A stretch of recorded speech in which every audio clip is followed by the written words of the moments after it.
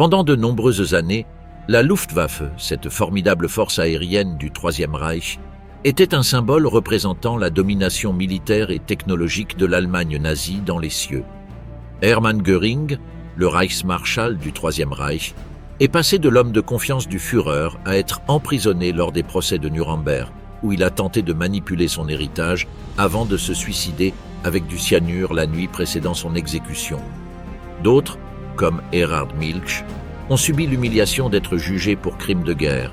Milch a été condamné à la réclusion à perpétuité, bien qu'il ait été libéré après avoir purgé seulement 9 ans, et soit retourné discrètement dans le secteur aéronautique. Hugo Sperl, en revanche, a été acquitté, mais a vécu dans l'oubli, marqué par les critiques envers son leadership pendant la guerre. Alors, après la chute du Troisième Reich, quel destin attendaient les stratèges de la Luftwaffe qui avaient autrefois dominé les cieux d'Europe? Erhard Milch, l'ingénieur de l'air et son déclin. En tête de liste se trouve Erhard Milch. Peut-être ce nom n'est-il pas très connu. Cependant, il s'agit de l'une des personnes qui a joué un rôle crucial dans la création et le développement de la Luftwaffe. Depuis sa fondation en 1933 jusqu'aux années les plus critiques de la Seconde Guerre mondiale, Milch a supervisé la rapide expansion de la Luftwaffe. Il était alors l'un des conseillers les plus proches d'Hitler en matière d'aviation. Bien qu'il soit l'un des plus grands experts dans son domaine, le premier grand défi auquel Milch a dû faire face n'était pas lié à ses compétences professionnelles, mais à son lignage. Il a commencé à circuler certaines rumeurs selon lesquelles son père biologique était juif, ce qui, dans le contexte des politiques antisémites nazies, aurait sans doute marqué la fin de sa carrière. Afin de confirmer ces rumeurs, la Gestapo a rapidement lancé une enquête, mais Milch a trouvé un sauveur en la personne d'Hermann Göring, le commandant suprême de la Luftwaffe. L'idée de Göring était simple, falsifier des documents officiels et prétendre que le véritable père d'Erhard Milch n'était pas son père légal mais un oncle. Grâce à cette manœuvre, Milch a été officiellement classé comme arien. Milch a été contraint de prendre des décisions en matière de production d'avions qui ont eu un grand impact en faveur du Troisième Reich pendant la guerre. Il s'agissait d'un changement de stratégie. Opter pour une production accrue d'avions plus efficaces comme les bombardiers Heinkel E-111 et Junkers Ju-88 et mettre de côté d'autres modèles moins utiles. Ces appareils ont joué un rôle essentiel dans les premières étapes du conflit, permettant à la Luftwaffe de maintenir un avantage technologique et opérationnel dans les cieux européens. Sous la direction de Milch, la production d'avions a doublé à l'été 1943. Cependant, le contexte de guerre et les demandes croissantes ont rapidement mis à l'épreuve les limites de ses capacités de gestion. Malheureusement pour Milch, après l'échec de la Luftwaffe lors de l'opération Barbarossa, sa chance semblait tourner. Après avoir révélé l'incapacité de l'aviation à fournir l'aide nécessaire à l'armée allemande, sa position au sein du régime a commencé à se détériorer. Cependant, le pire pour Milch était encore à venir. En 1944, après avoir perdu la confiance du Führer, il a tenté de sauver sa carrière par la trahison. Il s'agissait d'une conspiration avec Joseph Goebbels et Heinrich Himmler pour convaincre Hitler de destituer Göring en tant que chef de la Luftwaffe. Rapidement, Milch a été contraint de démissionner car la proposition a été rejetée. Le 4 mai 1945, alors que la guerre touchait à sa fin, Milch a été capturé par les troupes britanniques sur la côte de la Baltique. Il a été conduit devant le brigadier Derek Mills Roberts à Neustadt, où son arrogance lui a joué un mauvais tour. Milch a exigé un traitement préférentiel, même lorsque les Britanniques avaient déjà découvert les atrocités commises dans des camps comme Bergen-Belsen. Cette attitude a provoqué la colère de Mills Roberts, qui l'a frappé avec son bâton de maréchal, lui fracturant le crâne.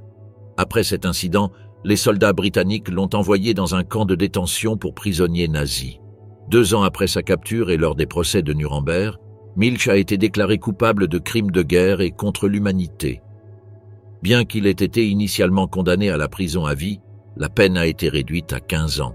Enfin, Milch a été libéré en juin 1954, après avoir purgé un peu plus de la moitié de sa peine. Malgré son passé de criminel de guerre, il a réussi à se réintégrer dans le secteur de l'aviation en tant que consultant industriel. Erhard Milch est décédé le 25 juin 1972, à l'âge de 79 ans, étant le dernier maréchal de la Luftwaffe encore en vie. Hugo Sperl, le maître du bombardement tactique. S'il y a eu un maréchal de la Luftwaffe connu pour sa maîtrise tactique, mais aussi pour la brutalité de ses campagnes, c'est bien Hugo Sperl. Sperl est né le 7 février 1885 à Ludwigsburg, en Allemagne, et dès son plus jeune âge, il s'était déjà distingué en servant comme officier dans des unités d'artillerie pendant la Première Guerre mondiale. Au fil du temps, la réputation de Sperl s'est largement consolidée.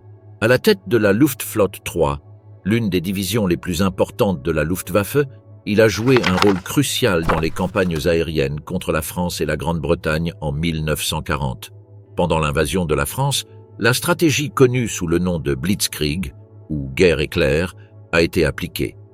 Grâce à une combinaison d'attaques aériennes et de mobilisation de grandes troupes terrestres, les nazis ont tenté de paralyser l'ennemi.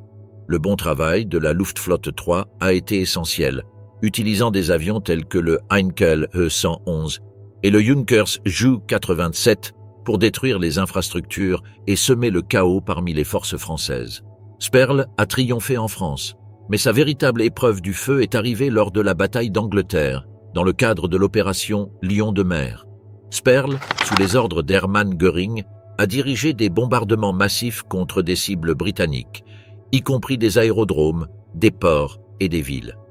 Bien que la Luftwaffe ait infligé de gros dégâts, la résistance de la Royal Air Force et l'utilisation innovante du radar par les Britanniques ont changé le cours de la bataille.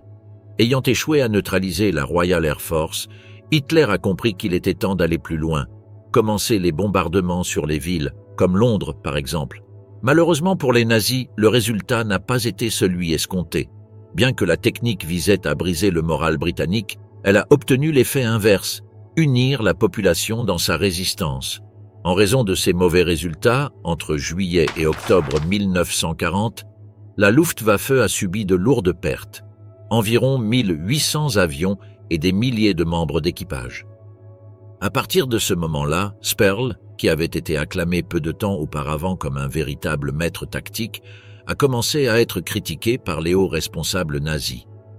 La Royal Air Force, renforcée par des avions tels que le Supermarine Spitfire et le Hawker Hurricane, s'est révélé un adversaire trop puissant pour Hugo Sperl. Au fur et à mesure que la guerre avançait, la disgrâce de Sperl augmentait. Finalement, il a été relevé de son commandement le 23 août 1944, quelques heures avant que les forces américaines et françaises ne libèrent Paris et ne prennent le contrôle de son quartier général. Après la défaite de l'Allemagne, le procès de Nuremberg a été le prochain défi pour Sperl. Malgré son rang élevé et sa participation active aux opérations nazies, il a été acquitté de toutes les charges. Les raisons de son acquittement étaient complexes, impliquant à la fois un manque de preuves concluantes et les critères juridiques utilisés lors des procès, qui n'ont pas permis d'établir une responsabilité directe pour les crimes de guerre. Ce résultat a surpris beaucoup, car malgré son implication dans des décisions militaires controversées, il n'a pas été possible de le lier à des actes concrets d'atrocité. Après son acquittement, Sperl a vécu tranquillement dans l'Allemagne d'après-guerre, réfléchissant sur les erreurs stratégiques et les mauvaises décisions prises pendant le conflit. Il est décédé à Munich en 1953, laissant un héritage qui continue de provoquer des débats parmi les historiens sur le leadership militaire et sa responsabilité pendant la guerre. Albert Kesselring, l'homme versatile. Il fut sans aucun doute l'un des maréchaux les plus éminents et versatiles de la Luftwaffe pendant la Seconde Guerre mondiale. Albert Kesselring, né à Marktsteft en novembre 1885, commença sa carrière militaire en participant à la Première Guerre mondiale où il servit dans l'artillerie. Sa carrière prit un grand essor des années plus tard lorsqu'il occupa un nouveau poste dans l'aviation où il joua un rôle important dans le développement de la Luftwaffe. Sa capacité à diriger tant dans les airs que sur terre fit de lui une figure influente au sein du haut commandement allemand. Pendant la Seconde Guerre mondiale, Kesselring fut à la tête des forces allemandes en Italie, où il se distingua par sa grande astuce tactique. Il réussit à retarder considérablement l'avance alliée en organisant une défense tenace. Mais ce n'était que le début de sa grande dextérité. Après la reddition de l'Italie en 1943, Kesselring mena la résistance allemande dans la péninsule italienne établissant des lignes défensives comme la ligne Gustave, qui comprenait la célèbre bataille de Monte Cassino, l'une des batailles les plus acharnées et célèbres de la campagne d'Italie. Son leadership dans ces campagnes fut crucial tout au long de la guerre dans le sud de l'Europe, gagnant du temps grâce aux efforts militaires allemands sur d'autres fronts. Cependant, une partie du comportement de Kesselring généra des controverses. Il s'avéra que les nazis prirent des représailles contre la résistance italienne et la population civile pendant que Kesselring était aux commandes. Un cas malheureux fut le massacre des fosses ardéatines en mars 1944. Après une attaque des partisans à Rome, au cours de laquelle 33 soldats allemands furent tués, Kesselring ordonna personnellement l'exécution de 335 civils et prisonniers choisis totalement au hasard. Cet événement, clairement un acte de vengeance, fut l'un des plus terribles survenus lors des opérations allemandes en Italie et ternit le nom de Kesselring. Après la défaite de l'Allemagne, Kesselring fut arrêté et jugé par les forces alliées en 1947. Un tribunal militaire britannique le condamna à mort pour crime de guerre, mais sa sentence fut commuée en réclusion à perpétuité en raison de la pression politique et de la diplomatie. En 1952, après seulement 5 ans de prison, il fut libéré pour des raisons de santé, bien que beaucoup pensent que le début de la guerre froide et la nécessité de réconciliation avec l'Allemagne de l'Ouest ait également influencé sa libération. Dans les années suivantes, Kesselring s'efforça de défendre son héritage et d'expliquer au grand public ses choix durant la guerre. Dans ses mémoires, il se définit lui-même comme un soldat honorable. Il y mentionne également qu'il avait toujours agi comme un soldat devait le faire et que ses actions doivent être comprises dans un contexte de guerre. Ces affirmations furent controversées et provoquèrent des critiques, en particulier de ceux qui ont vécu l'occupation brutale de l'Italie par les Allemands. Kesselring mourut en 1960 à Bad Nauheim, en Allemagne, laissant un héritage controversé. Certains historiens le voient comme un stratège compétent qui a contribué aux campagnes militaires allemandes, tandis que d'autres ne mettent en avant que les crimes de guerre commis sous son leadership. Le nom de Kesselring reste un sujet de controverse, montrant les dilemmes moraux et éthiques qui accompagnent le métier de la guerre. Wolfram von Richthofen, le génie stratégique oublié. Bien qu'il fût le cousin de Manfred von Richthofen, également connu sous le nom de Baron Rouge, le général Wolfram von Richthofen s'est chargé lui-même de construire un héritage en dirigeant des stratégies de la Luftwaffe et en marquant un avant et un après dans l'histoire militaire aérienne. C'est pendant la guerre civile espagnole que Wolfram fit usage de toute sa créativité. À la tête des unités de la Légion Condor, une force allemande envoyée pour soutenir les troupes franquistes, il appliqua des tactiques de bombardement pionnières pour fournir un soutien aux troupes terrestres. C'était le début de ce qui allait plus tard être connu sous le nom de Blitzkrieg. Ces méthodes ont prouvé leur efficacité avec des résultats catastrophiques lors du bombardement de Guernica en 1937, la transformant en emblème des brutalités de la guerre aérienne moderne. Richthofen joua un rôle clé dans les succès de la Luftwaffe au cours des premières années de la Seconde Guerre mondiale.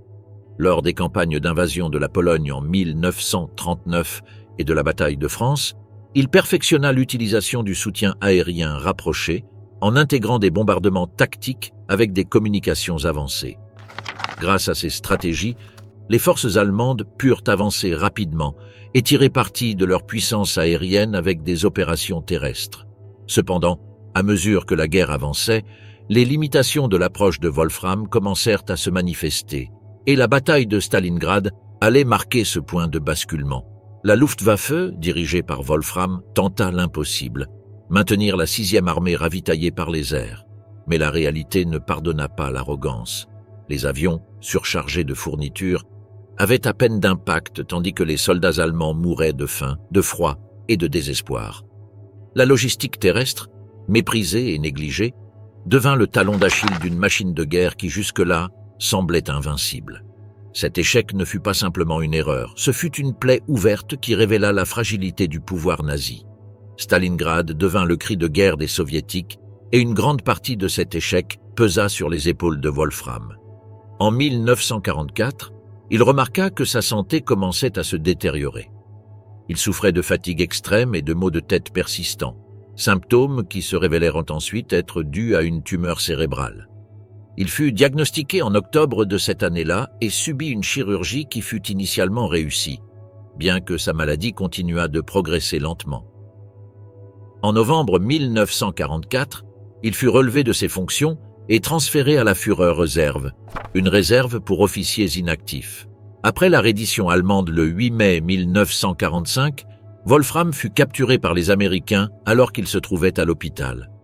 Il mourut comme prisonnier de guerre le 12 juillet 1945 dans un hôpital de Bad Ischl, en Autriche.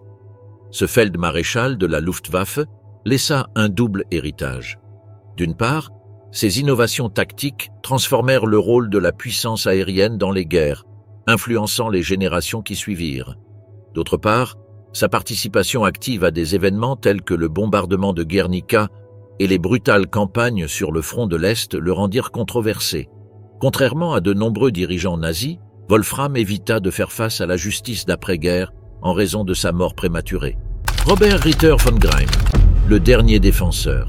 La figure de Robert Ritter von Greim incarne les moments les plus désespérés et tragiques des derniers jours du Troisième Reich. Sa nomination comme dernier commandant de la Luftwaffe, le 26 avril 1945, n'était qu'un reflet de la décadence absolue du régime nazi.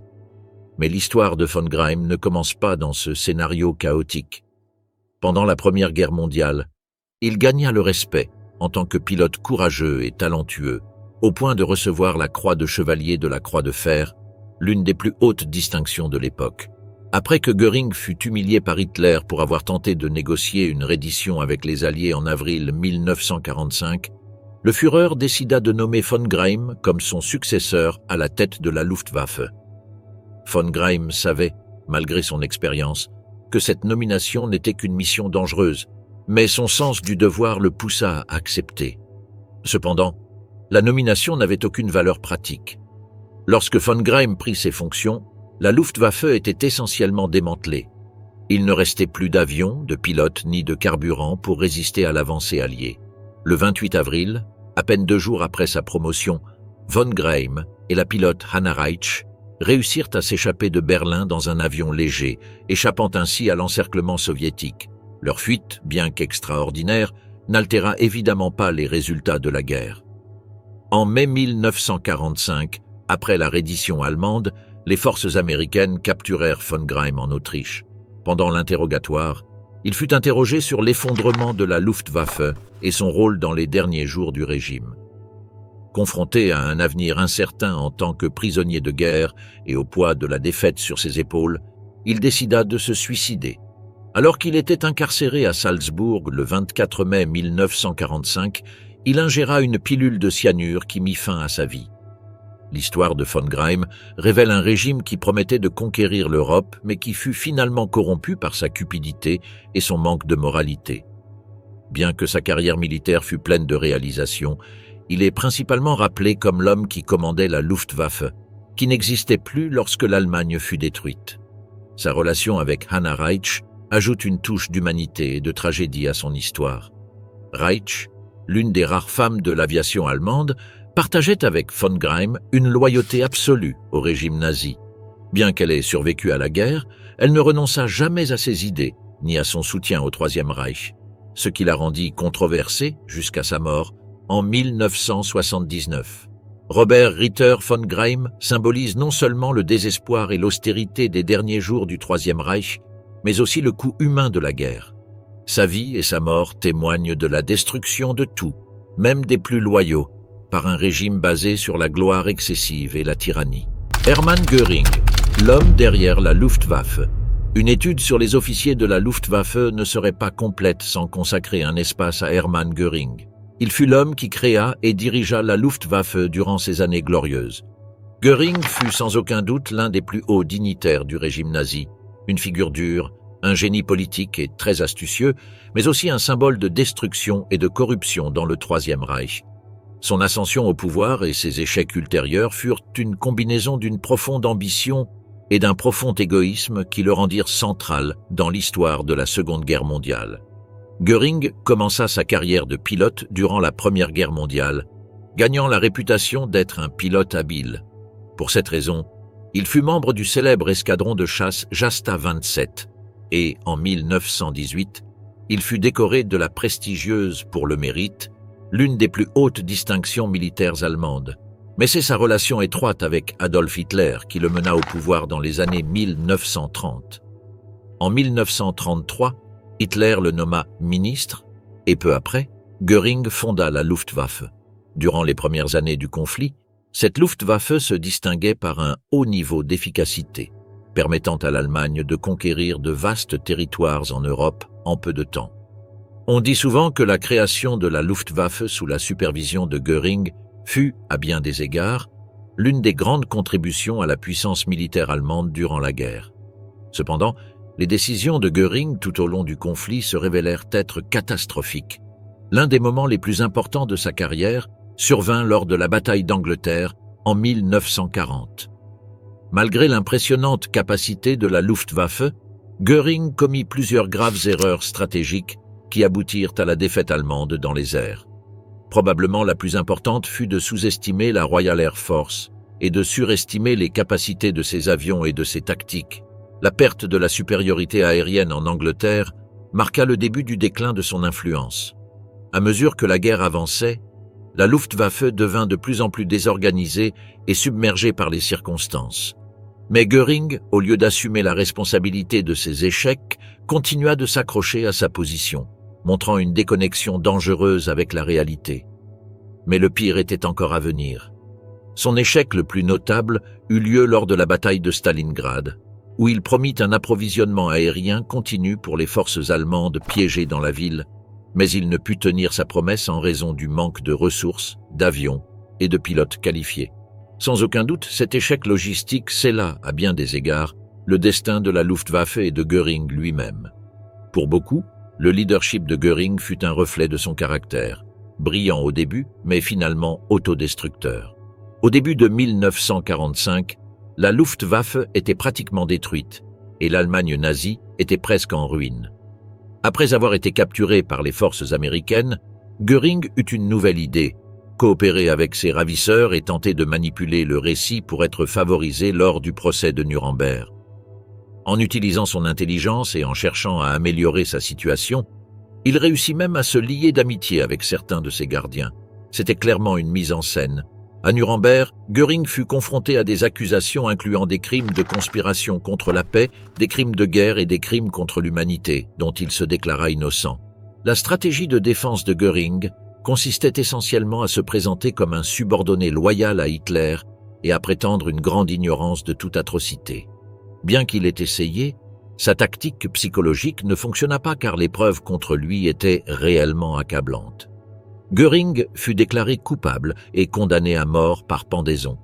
Une chose vraiment curieuse est qu'il demanda lui-même à être exécuté par un peloton d'exécution parce que, selon ses mots, il préférait mourir comme un soldat. Après que le tribunal eut rejeté sa demande, Göring décida de se suicider en ingérant du cyanure la nuit précédant son exécution, échappant ainsi à la justice. Hans-Jürgen Stumpf, le soldat discret. De tous les officiers de la Luftwaffe, Hans-Jürgen Stumpf occupe probablement une place différente. Bien qu'il ait joué un rôle clé dans la planification stratégique de la force aérienne allemande, son nom n'a pas la même autorité que celui de Hermann Göring ou Erhard Milch, mais sa contribution dans les premières années de la guerre a été significative. Né dans l'Empire allemand en 1889, Stumpf a eu une carrière militaire qui l'a conduit à occuper des postes distingués. Il a joué un rôle décisif dans la planification de l'invasion de la Pologne en 1939, la campagne qui a déclenché la guerre, dans laquelle la Luftwaffe a joué un rôle clé en fournissant un soutien aérien rapide et dévastateur. Mais sa participation à l'invasion de la Pologne n'était que le début de ce qu'il pouvait accomplir. Après cette campagne, Stumpf fut chargé de superviser les opérations sur le front occidental, où la Luftwaffe obtint initialement d'importantes victoires. La Luftwaffe consolida sa réputation de machine de combat redoutable et efficace sous la supervision de Stumpf et surtout après les invasions de la France et des Pays-Bas en 1940. Cependant, les succès initiaux de Stumpf et de ses collègues commencèrent à s'effriter à mesure que la guerre avançait et que la Luftwaffe faisait face à des défis croissants, tant en ressources qu'en stratégie. Contrairement à beaucoup de ses contemporains, Hans-Jürgen Stumpf n'a pas eu de grandes controverses. Alors que des personnes comme Göring étaient connues pour leur avidité, leurs excès et leur ambition politique, Stumpf était un homme modeste et discret. Il n'était pas impliqué dans les grands scandales, ni dans les décisions terribles qui ont conduit à l'effondrement de la Luftwaffe. Cette apparente neutralité est peut-être l'une des raisons pour lesquelles son nom est largement absent des annales historiques du régime nazi. En 1945, Stumpf fut arrêté par les Alliés et envoyé pour témoigner au procès de Nuremberg. Malgré sa participation en tant que témoin, il ne fut jamais formellement accusé de crimes de guerre. Cela le distingue de beaucoup de ses collègues qui ont été jugés et, dans certains cas, exécutés. Après la guerre, Stumpf disparut pratiquement de la vie publique. Contrairement à des gens comme Göring, qui cherchaient toujours à attirer l'attention pour se réhabiliter, Stumpf resta calme. Il mourut en 1968, laissant un héritage quelque peu complexe. En premier lieu, il fut un brillant stratège qui contribua au succès initial de la Luftwaffe. Cependant, son rôle dans les moments les plus critiques du régime nazi est moins clair.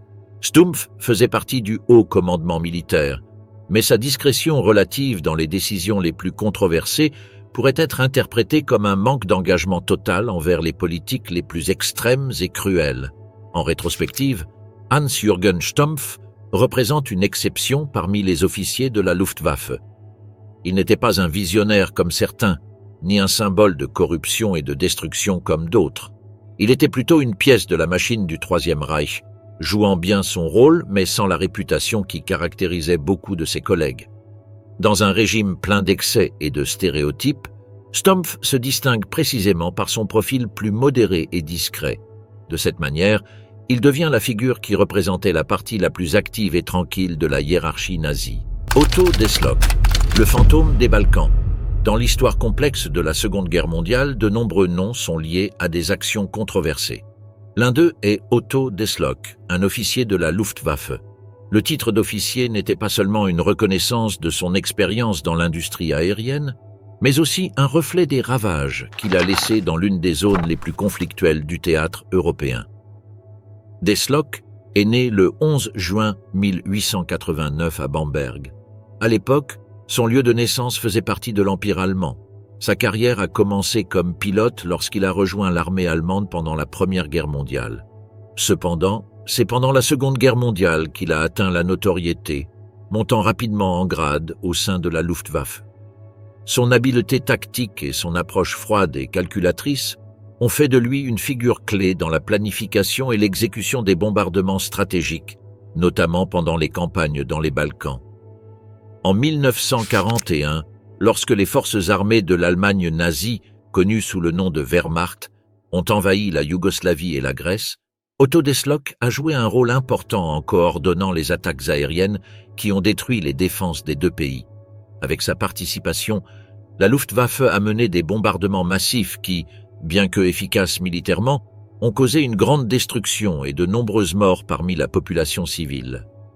Des villes comme Belgrade ont été durement touchées, avec des milliers de vies perdues en quelques jours. Cette approche agressive pour atteindre des objectifs militaires a donné à Desslok une mauvaise réputation, critiquée aussi bien à son époque qu'après le conflit. Au cours de sa carrière, Desslok ne s'est pas seulement concentré sur des objectifs militaires, mais a également ordonné des attaques contre des infrastructures urbaines, comme des ponts, des usines et des hôpitaux, aggravant ainsi la souffrance des civils. Cette stratégie de guerre totale lui a valu une réputation d'impitoyable, qui a perduré bien après la fin du conflit. Après la guerre, Otto Desslok a été capturé par les forces alliées et jugé. Bien qu'il n'ait pas atteint le niveau de notoriété d'autres officiers de haut rang du Troisième Reich, les preuves présentées contre lui incluaient des témoignages sur son rôle dans les décisions qui ont conduit à la dévastation de villes entières et à la perte d'innombrables vies civiles. Il a été condamné à la prison, où il est resté jusqu'en 1950, lorsqu'il a été libéré dans des circonstances qui, jusqu'à aujourd'hui, génèrent des débats sur la justice des procès d'après-guerre. Après sa libération, Desslok a adopté une vie discrète. Il s'est retiré dans l'anonymat en Bavière, où il a évité toute exposition publique. Bien que certains le considéraient comme un brillant stratège qui se contentait d'exécuter des ordres, d'autres le voyaient comme un symbole de la brutalité des opérations aériennes de la Luftwaffe pendant la guerre. Son absence de repentir public et sa revendication du régime nazi ont encore terni son héritage, rendant impossible une réhabilitation complète de son image. Otto Desslok est décédé en 1977 à l'âge de 88 ans. Sa figure reste un rappel du coût humain de la guerre et des décisions prises au plus haut niveau de commandement. Le destin des généraux de la Luftwaffe nous montre le côté le plus sombre de la guerre, où la brutalité et le manque de scrupules se combinaient avec une stratégie militaire impitoyable. Par leur bombardement massif et la destruction indiscriminée de villes et de civils, ces officiers ont laissé une empreinte indélébile dans l'histoire.